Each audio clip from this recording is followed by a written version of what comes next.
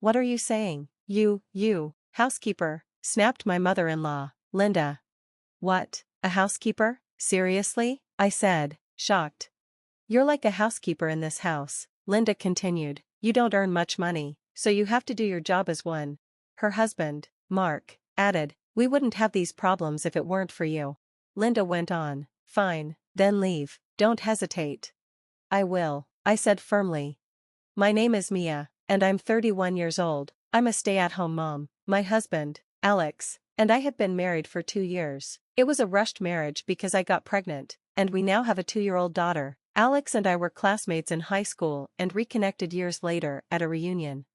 After 2 years of dating, I found out I was pregnant, so we decided to get married. At that time, we were in our late 20s, so it felt like the right thing to do. Having our daughter made me adapt to motherhood more easily. At first, married life was great. I took maternity leave to focus on raising our daughter. Alex adored her and spent all his free time with her. Our home was filled with love and joy. Then everything changed when Alex brought up an unexpected idea. My parents want us to move in with them, he said one evening. What? Why? They're still pretty young, aren't they? I asked, confused. They've been asking me for a while. As their eldest son, I'm supposed to live with them, Alex explained. After hesitating, he added, I wanted us to have some time as a family first, but now that our daughter is 3, I think it's time. Plus, my mom can help you with the housework. That could be helpful, I admitted. Raising a child while working part-time and managing the house wasn't easy. I didn't know my in-laws, Linda and Mark, very well, but they seemed to love our daughter. I thought living together might work, even though I'd always heard it could be tough. Sadly, I was wrong. At first, things were okay. Linda and Mark were polite enough for the first month or two, but slowly, they started acting differently. Mia, can dinner be ready earlier? Linda asked one day. I'm sorry, I pick up my daughter after work, so this is the earliest I can manage, I explained. If you're only working part-time, you should be home earlier, Linda said flatly. Well, it's my job, so. It's not good enough, and it's really inconvenient for us, she interrupted. Her comments hurt. My work ended around 4 p.m. each day. After picking up my daughter, shopping for groceries, and cooking, I usually had dinner ready by 6 p.m. It didn't seem unreasonable to me. Linda didn't even help around the house. She spent most of her time lounging. Why was she complaining? It wasn't just Linda. Mark also started finding fault with me. You haven't cleaned the bathroom yet, he said sharply one day. Oh, I'm sorry, I replied quietly.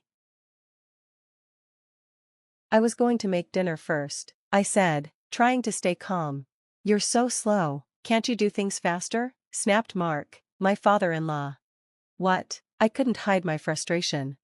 You're useless, he shouted. Little by little, my in-laws, Linda and Mark, started treating me harshly. I was confused and upset. I knew I couldn't let this go on, so I decided to talk to Alex, my husband. Why are your parents being so cold to me lately? I asked him. What? You're imagining things, he said dismissively. No, I'm not. They get mad at me over the smallest things, I insisted. Maybe they're trying to help you become a better wife. What's wrong with that? Alex said with a small smile. I realized then that asking him for help was a mistake. Over time, I started to regret marrying him. My feelings for him slowly faded. After that, Linda and Mark became even more demanding. Hey, give me a massage, Linda demanded one evening. I haven't finished washing the dishes yet, I explained. Don't talk back to me, come here now, she snapped. When I gave her the massage and finished the dishes late, Mark complained. Hey, my cup isn't washed yet, you're so useless. Can't he wash his own cup? I thought. Their behavior didn't make sense to me. I asked Alex to talk to them. It's too much trouble to talk to them, he said. I didn't let it go until he agreed to speak to them. So, what did they say? I asked, hoping for a solution. They said something about part-time workers not having human rights, Alex said casually. What? What does that mean? I couldn't believe it. They don't like that you're working part-time instead of full-time, he added. But you're the one who told me to work part-time. You said you couldn't handle raising our daughter or doing housework alone. Did you even tell them that? I asked angrily. Well, I didn't think their behavior had anything to do with that. I didn't get the chance to explain. he admitted, looking away. That's ridiculous, I said. I started to question why I married him. Maybe he had already given up on me. I thought about divorce, but I stayed for my daughter's sake. She deserved to have both parents. Then, one day, something terrible happened. It was a weekend, and I had just returned from grocery shopping. I walked into the living room to find Linda sitting with my daughter. Then Linda said something shocking. "Oh, if you were a boy, I'd be so much happier. Why did you have to be a girl? What a shame," she said. I froze in disbelief. How could she say such a thing to a 3-year-old? "Linda, don't say things like that to my daughter," I said, stepping in. She looked surprised. "Oh, I didn't know you were back." "Take back what you just said," I demanded. "No, I won't. I meant it," she replied.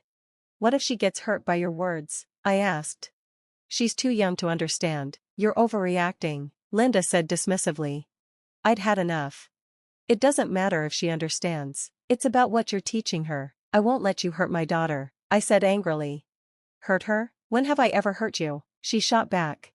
"Are you serious? If you don't realize what you're doing, then you're really twisted," I replied. You, a housekeeper?" Linda stammered in anger. "A housekeeper?" I repeated, confused. "That's right, you're just a housekeeper in this house," she yelled. While we were arguing, Mark walked in. "What's all this noise? I can't even read my paper," he complained. "She's trying to start a fight with me, who works only part-time. You don't earn much, so you should handle the house like a maid," said Tom, my father-in-law, angrily. "And don't think you can challenge Karen, your mother-in-law. You're worse than a maid. You should just leave already," he added.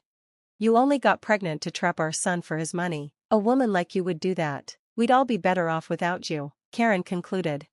I stood firm. "Say whatever you want, that's enough. You all need to face reality," I said. Right then, I decided to pack my bags and leave the house with my daughter. Just as I finished, my husband, Jake, came back from fishing. "Clara, what are you doing with that big suitcase?" he asked, confused. "I've been fired as your maid," I replied coldly. What, he stammered, looking pale. "I won't be coming back to this house. Good luck taking care of yourselves," I said, walking past him. Karen sneered as I left. "Well, now my son's money won't be wasted on her anymore," she smirked.